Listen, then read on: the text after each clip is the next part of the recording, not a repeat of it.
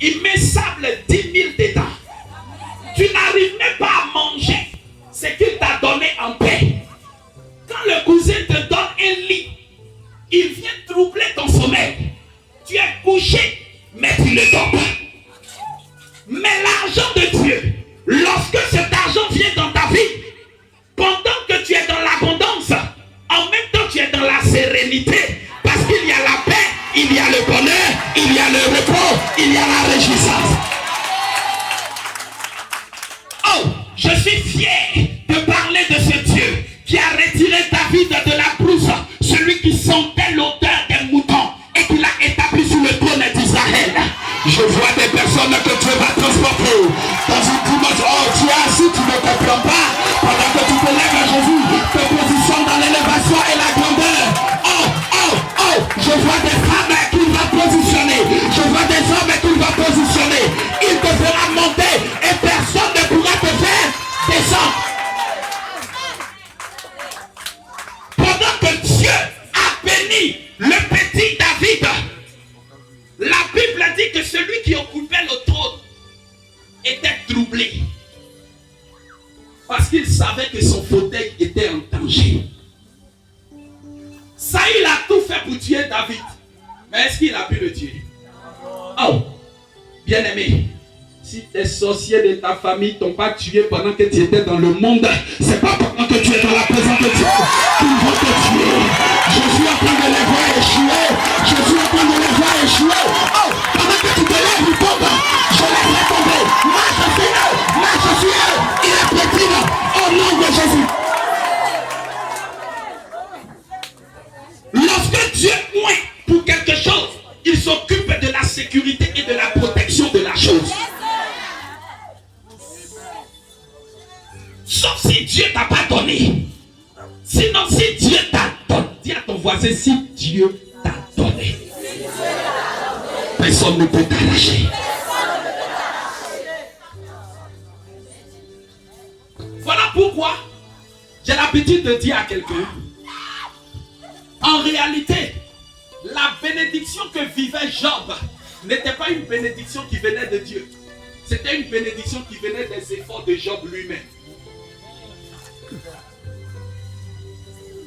Quand Dieu a constaté que Job a fait ses preuves et qu'il a eu des fruits, Dieu lui a dit, tu as mangé la bénédiction humaine. Je vais te donner maintenant la bénédiction spirituelle qui vient de Dieu. Mais pour que Job ait droit à la bénédiction de Dieu, il fallait qu'il perde la bénédiction qui est humaine.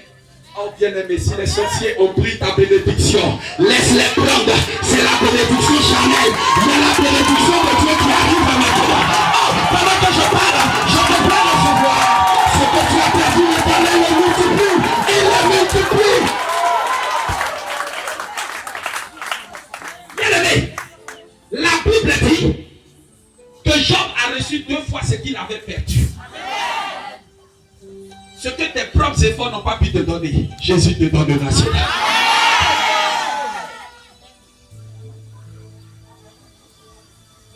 Qui croit que Dieu ne donne pas l'argent? Il donne l'argent, hein? Je vous ai parlé des millions qu'on a comptés la dernière fois. Tu ne sais même pas où ça quitte pour venir, mais ça tombe sur les mains. Mais il y a des principes. Comme je l'ai dit, ces principes, lorsque tu prends l'engagement de ton pays, cette alliance de prospérité ne quitte pas ta vie. Je veux parler aujourd'hui à une catégorie de personnes, parce que je sais qu'il y a toujours des gens qui ont une mentalité qui n'acceptent pas la grandeur. Bien aimé, on ne peut pas obliger quelqu'un à devenir ce qu'il ne veut pas. Moi, je veux parler à des gens qui ont une vision de grandeur. Amen. À des gens qui veulent être une bénédiction pour l'œuvre de Dieu. Amen. À des gens qui veulent que dans leur famille, ils soient aussi capables d'être parmi les plus élevés. À des gens qui veulent réussir leur vie et leur destinée. Assurer un avenir à leur descendance. Bien aimé, il ne suffit pas d'avoir du succès, mais il faut avoir de la réussite. Le succès peut finir demain, mais la réussite va dans la vie de tes enfants, de tes petits-enfants, de tes arrière-petits-enfants. Et Dieu donne la bénédiction. Il a fait alliance avec un homme qui s'appelait Abraham. À cause d'Abraham seul, toute sa descendance est dans la bénédiction. Dis à quelqu'un, les principes de l'argent de Dieu. Il y a des gens qui pensent que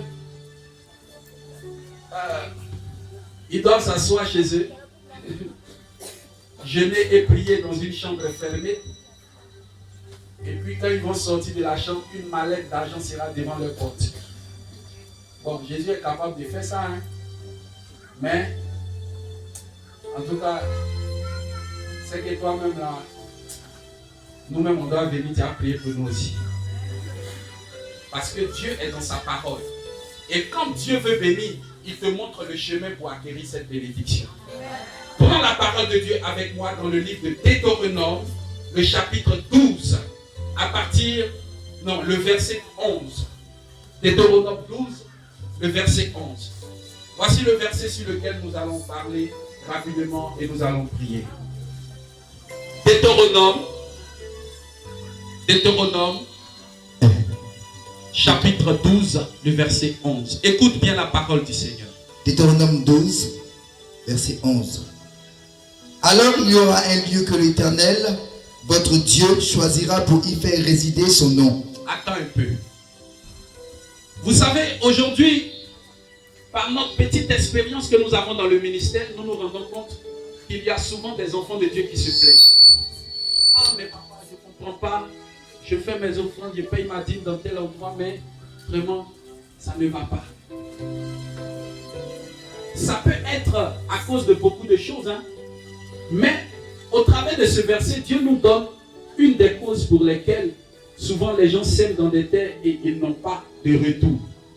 La Bible dit un lieu où l'Éternel Dieu fait résider son nom. Reprends encore le début. Alors il y aura un lieu. Alors il y aura un lieu Que l'Éternel, votre Dieu, choisira pour y faire résider son nom. Que l'Éternel, votre Dieu, choisira pour y faire résider son nom. Quelqu'un me dit amen? Amen. Dis avec moi un lieu. Dis avec moi un endroit. Que Dieu lui-même a choisi. Pas que moi j'ai choisi. Mais un lieu que Dieu a choisi pour faire résider son nom. Oui, et puis il dit, on fait quoi là-bas? C'est là que vous présenterez tout ce que je vous ordonne. C'est dans ce lieu-là, dans cet endroit-là, que vous allez présenter tout ce que je vais vous donner comme principe maintenant. Écoute bien. Vos holocaustes. Vos holocaustes. Dis avec moi les holocaustes. Vos sacrifices. Dis avec moi vos sacrifices.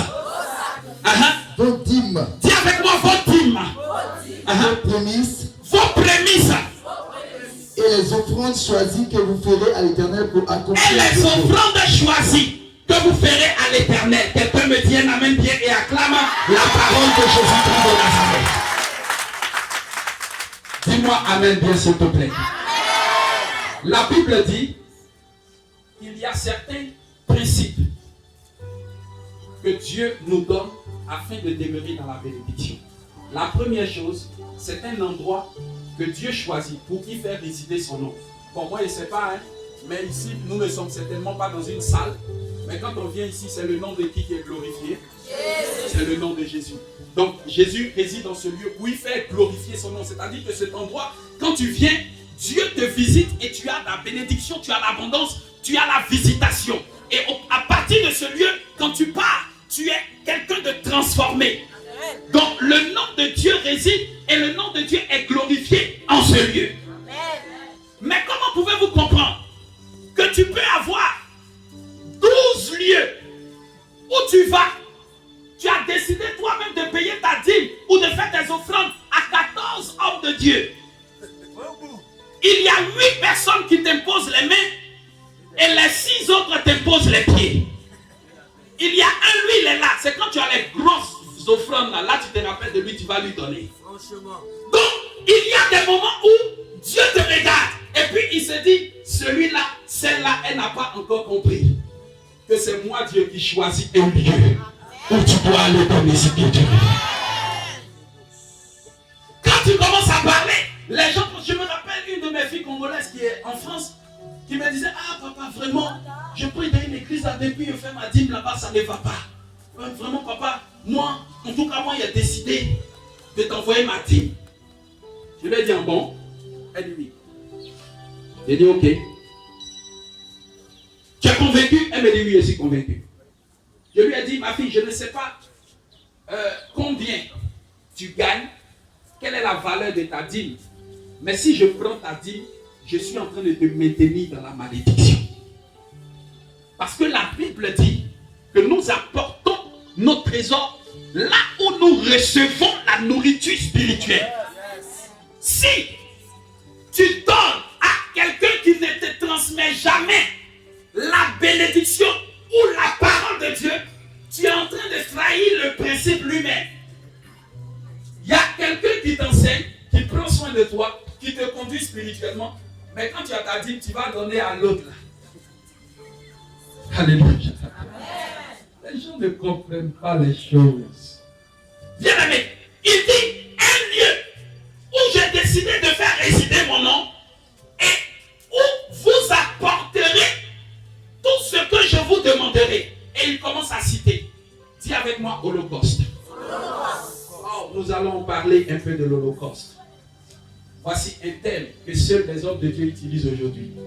Pourtant, l'Holocauste a sa raison d'être encore. Pourquoi? Parce que Dieu est un Dieu qui aime celui qui donne. Beaucoup.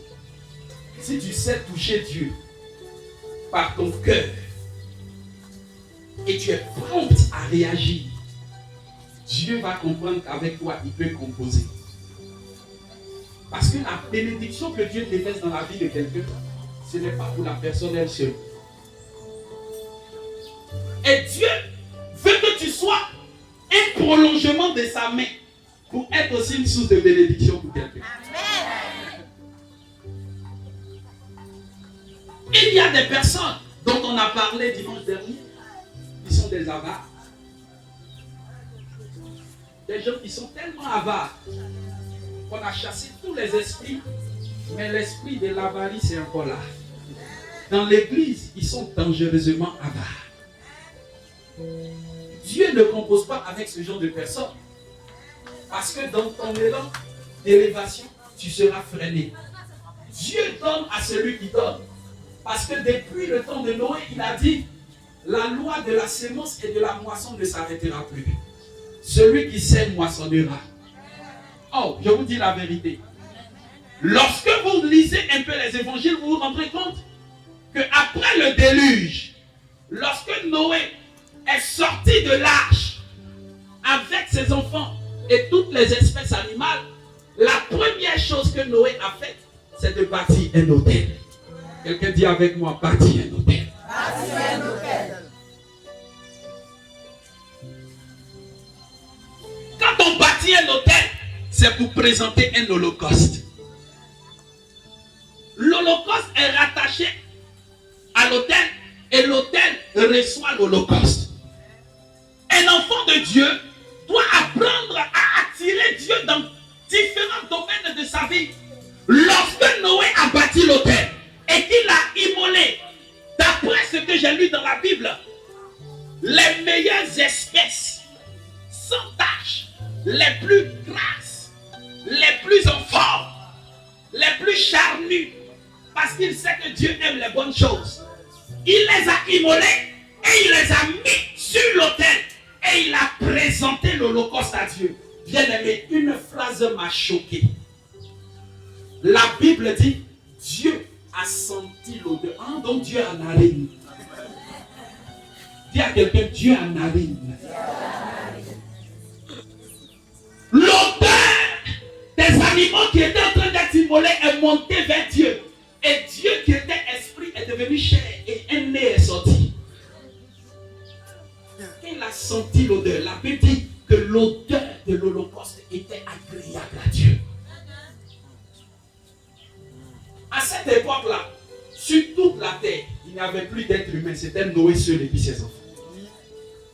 Donc Noé venait de faire un holocauste au nom de toute l'humanité.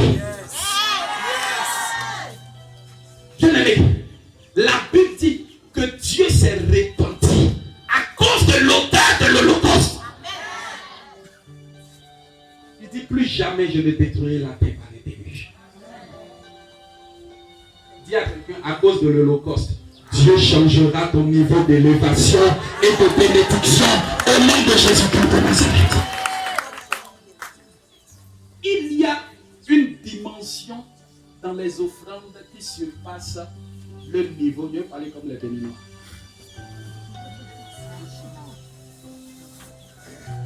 L'holocauste là, on ne le présente pas comme ça. L'holocauste, tu peux le présenter à Dieu à la fin de l'année ou au début de l'année. Pour que tous les événements qui vont se produire dans l'année, oh, que Dieu écarte le déluge et le malheur de ta vie et de ta maison. Bien-aimé, je vais te donner aujourd'hui les secrets qui vont faire de toi un homme imperturbable, une femme sereine. Quand tu marcheras dans la ville, tu sais sur quoi ton pied est posé. Vous savez, il y a une histoire qui m'a fait rire un peu. Quand Noé a fini de faire l'holocauste et que Dieu venait de dire, je ne détruirai plus la terre, la première chose que Noé a faite, c'est d'aller faire la fête. Parce que Noé sait que Dieu dit, il ne va plus nous détruire. Donc même s'il est péché, il va me pardonner. Noé allait s'enivrer, il était sauvé. Il y a des niveaux d'holocauste que tu présentes à Dieu. Ce que tu faisais avant et Dieu te frappait, Dieu est capable de retenir sa main avant de te frapper. Oh, il y a quelqu'un qui ne comprend pas. Il y a quelqu'un qui ne comprend pas.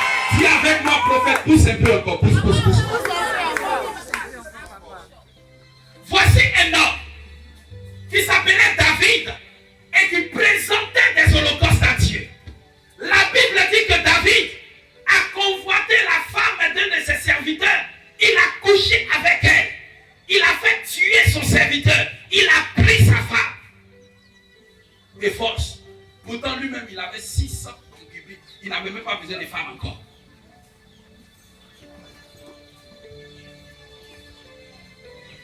Voici aussi un homme qui, lui, n'a pas cherché la femme de quelqu'un. Il n'a pas commis d'adultère. Mais il a fait simplement un sacrifice qu'il ne devait pas faire. Dis à quelqu'un deux situations. Saül n'avait pas l'habitude de présenter des holocaustes à Dieu. Mais David avait le secret et le mystère des holocaustes. L'holocauste qu'il présentait à Dieu a parlé pour lui. Lorsque la main de Dieu devait le frapper, Dieu s'est retenu. Parce que celui de qui Dieu gagne, Dieu ne peut pas l'exterminer. Saül a seulement fait un sacrifice à la place de Samuel. Dieu lui a arraché le trône. Mais David a tué un homme. Il a pris sa femme. Il a commis l'adultère. Mais Dieu ne l'a pas tué. Dieu n'a pas arraché le trône. Dieu lui a pardonné. Amen. Quand j'ai lu cette histoire, j'étais révolté. J'ai dit, entre Saül et puis David, qui a fait le plus grand péché? Pourtant, David n'a pas perdu le trône. Vous savez pourquoi? Parce que David avait une alliance avec Dieu. Amen. C'est pour ça que tu peux marcher avec des amis. Eux, ils font les conneries. Dieu les regarde, Dieu les fait rien. Mais le jour où toi tu vas toucher, tu vas avoir problème. Tu vois, les gens font broutage, non? Ils gagnent l'argent. Tu dis, il y a fait aussi. Toi, le premier broutage que tu vas faire là, on va mettre ton cou comme mouton. Ça, c'est clair. Prison, go pays en même temps. One time. Parce qu'il y a des personnes à qui Dieu ne permettra pas de faire les mêmes erreurs que les autres. Il y a des personnes qui n'ont pas une alliance avec Dieu comme les autres. Il y a des gens, leurs arrière-grands-parents ou leurs parents avaient une alliance avec Dieu. Quand ils vivent, même quand ils ne connaissent pas Dieu, Dieu veille sur eux. Amen. Dans leur péché, Dieu a dit, mais le gars même là, il fait les conneries, mais on ne le prend jamais. Ou bien il ne tombe jamais malade. Est-ce que tu connais son passé? Tu connais l'alliance que ses parents avaient avec Dieu? Si tu es une personne qui apprend à présenter des holocaustes à Dieu, bien-aimé, tu seras en train de sécuriser ta vie et la vie de ta descendance. Noé a présenté l'holocauste et plus jamais, depuis le temps de Noé jusqu'à maintenant, la terre n'a été détruite par le déluge.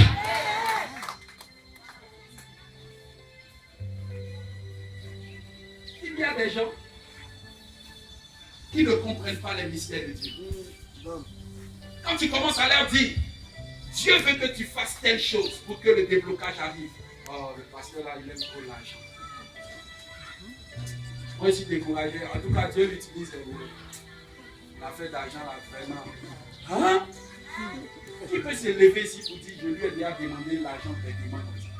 Qui? Personne.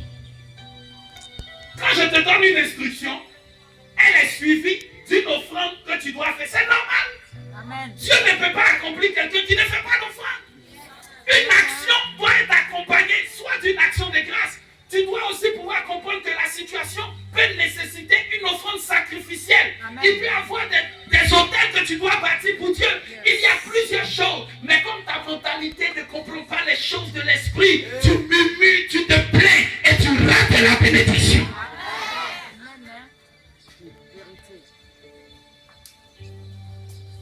Je veux obéir à Dieu. Ce qu'il me dit, je ne vais pas regarder ton visage pour te dire ça. Il est ce matin de me dire, ah papa, Dieu dit qu'il faut donner 3 millions.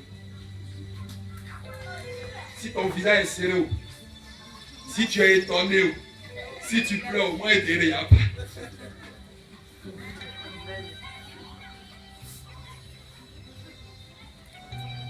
Tu as un problème d'argent. Tu as peut-être 50 millions qui est bloqué, 30 millions ou bien même 10 millions qui est bloqué. Dieu dit donc 3 millions, tu murmures. Quand tu vas voir les 50 millions, est-ce que tu as te rappelé les coups où tu as eu ça? Pas du tout. Amen, nous on prend, on bénit Dieu. Quand il ouvre ta porte, si tu veux, il faut partir. Mais au moins Dieu a été honoré quelque part. Amen. Ah bon? Vous pensez que Dieu est là comme un hôpital qu'on ne visite que lorsqu'on est malade? Regarde quelqu'un, dis-lui, apprends à bâtir des hôtels avec Dieu. J'ai appris ce secret lorsque j'avais commencé des cellules de prière où je travaillais beaucoup dans le corps à corps. Le Seigneur m'a dit, dis à telle personne de bâtir un hôtel par rapport à son mariage. Dis à telle personne, comment me gérer? Et puis dans le temps, le Seigneur me dit, elle doit payer un paille, elle doit faire telle offrande de telle somme, elle doit acheter telle chose. Les gens vont me prendre pour les autres là. Toi, mais quand tu viens à la femme, ça dit que pour lui dire ça même là. D'habitude, même tu viens prier chez elle même là, c'est 500 et des gens. Tu es venu lui dire, elle n'a qu'à payer tant, elle n'a qu'à faire offrande 70 000. Mais tu vas chasser.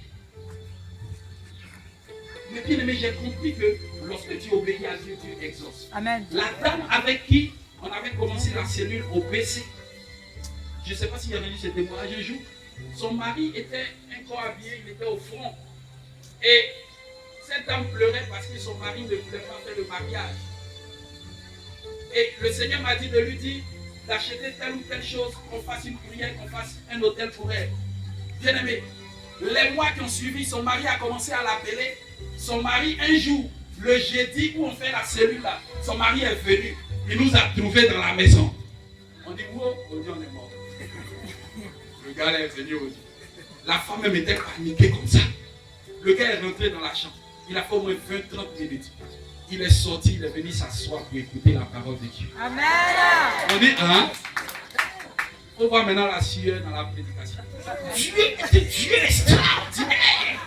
Je vous dis, avec tout le monde voulait faire comme Kakou. Je vous dis, Dieu pourra changer ton histoire. Je vous dis la vérité. Ce monsieur, quand on a fini de prier, il dit, homme de Dieu, priez pour moi. J'ai fait du mal à ma femme. Il s'est mis à genoux, on a prié pour lui. Il a accepté le Seigneur. Amen. Et il a fait le mariage que la femme espérait.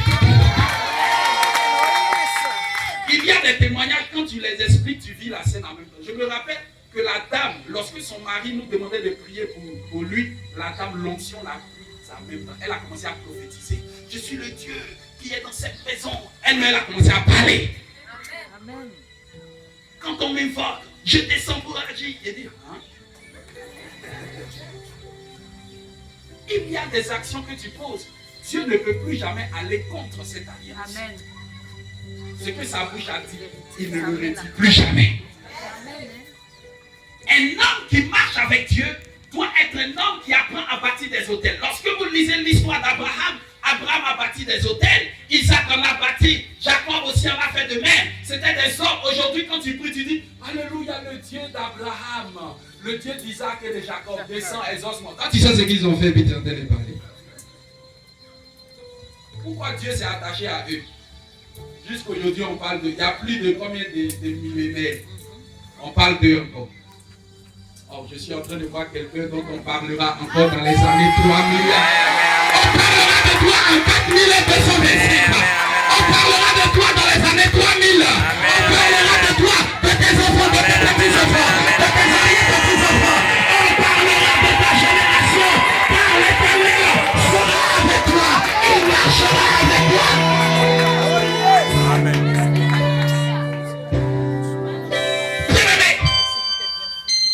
Jacob a hérité de l'alliance d'Isaac. Isaac a hérité de l'alliance d'Abraham. Lorsque vous lisez, vous vous rendez compte que quand vous n'avez pas de problème, le Dieu de l'alliance ne vient pas. Mais c'est quand les temps deviennent difficiles et que tu l'invoques, il se présente. Il dit à Isaac, je suis le Dieu de ton père.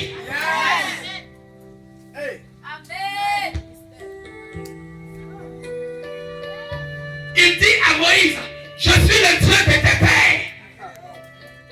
Pourquoi? Parce que les pères ont une alliance avec ce Dieu. Et lorsque le fils est dans un problème, le Dieu du père se présente. Le Dieu du père se présente. Veux-tu que Dieu s'apparaisse à tes enfants pour dire, je suis le Dieu de ta mère, je suis le Dieu de ton père, je suis le Dieu de ton père, je suis le Dieu de ta mère. Quand tes enfants auront besoin d'aide et qu'ils disent, oh Éternel des armées, à cause de ton alliance, l'Éternel descendra pour accomplir sa puissance. Un homme sans alliance est un homme sans couverture. Un homme qui ne bâtit pas d'hôtel avec Dieu, à n'importe quel moment, il peut tomber dans une embuscade spirituelle. Lorsque Dieu voulait se révéler à Jacob, qui était chez Laban et qui souffrait, Dieu lui a donné rendez-vous à Bethel. Pourquoi à Bethel? Parce que dans ce lieu, Jacob avait bâti un autel. Quand Dieu s'était révélé à lui, il lui a offert un holocauste dans ce lieu. C'est dans le lieu où tu glorifieras Dieu. C'est dans ce lieu que l'Éternel viendra à ta rencontre. C'est dans ce lieu que l'Éternel t'exaucera. C'est dans ce lieu que l'Éternel te lèvera. Là où tu bâtiras ton autel, le Dieu de ton autel viendra et accomplira ce que tu demandes. Jacob, après le rendez-vous divin, va se retrouver dans un endroit entre 4 et 5 heures du matin. Et il va voir un homme bizarre, à une allure bizarre, qui avait un reflet bizarre. Jacob a compris que cet homme n'était pas un être humain normal. Celui qui a une alliance avec Dieu n'a plus les yeux physiques, mais il commence à voir les choses spirituelles. La Bible ne nous dit pas que cet homme avait des ailes ou avait un aspect différent des hommes. Mais Jacob a regardé cet homme qui ressemblait à quelqu'un de normal et il a discerné en lui un être extraordinaire.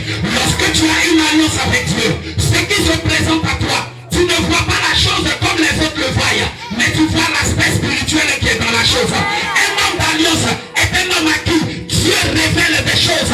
Dieu donne des capacités extraordinaires. Dieu accomplit des choses au-delà de la capacité humaine. Lorsque Jacob a saisi ce homme, il ne l'a pas appelé par un nom bizarre. Il a dit, aujourd'hui, tant que tu ne me bénis pas, je ne te laisse pas. L'ange même était étonné. Comment le gars a fait pour savoir que c'est lui? Touche quelqu'un, dis-lui, apprends à bâtir des hôtels avec Dieu.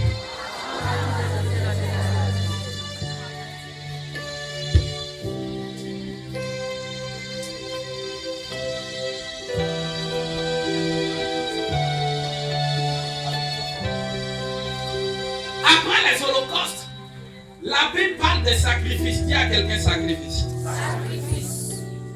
J'ai compris qu'un holocauste n'est pas un sacrifice et un sacrifice n'est pas un holocauste.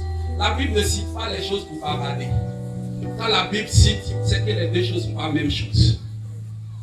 Un homme qui marche avec Dieu doit être un homme qui est prêt au sacrifice.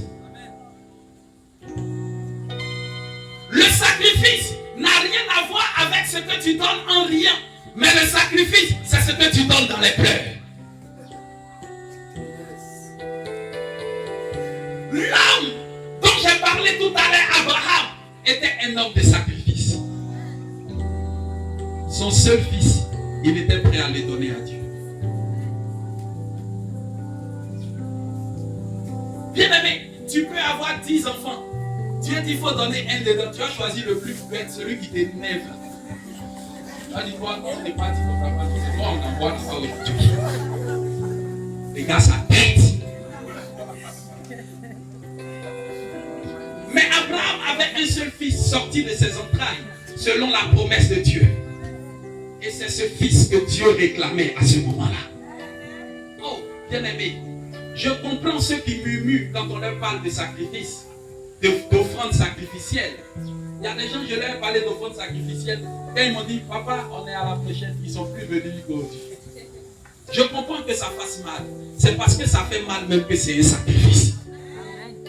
C'est parce que c'est dur que c'est un sacrifice. Et la manière dont tu saignes pour le faire, c'est comme ça. Dieu aussi va se dépêcher de venir t'accomplir. J'ai parlé d'Abraham qui était un homme de sacrifice. À cause du fait qu'il était prêt à donner son fils Isaac, Dieu a déclaré qu'il lui donnerait une bénédiction éternelle. David était un homme de sacrifice. Et toute sa descendance a été une descendance de royauté. Et c'est de sa tribu qu'est sorti Jésus.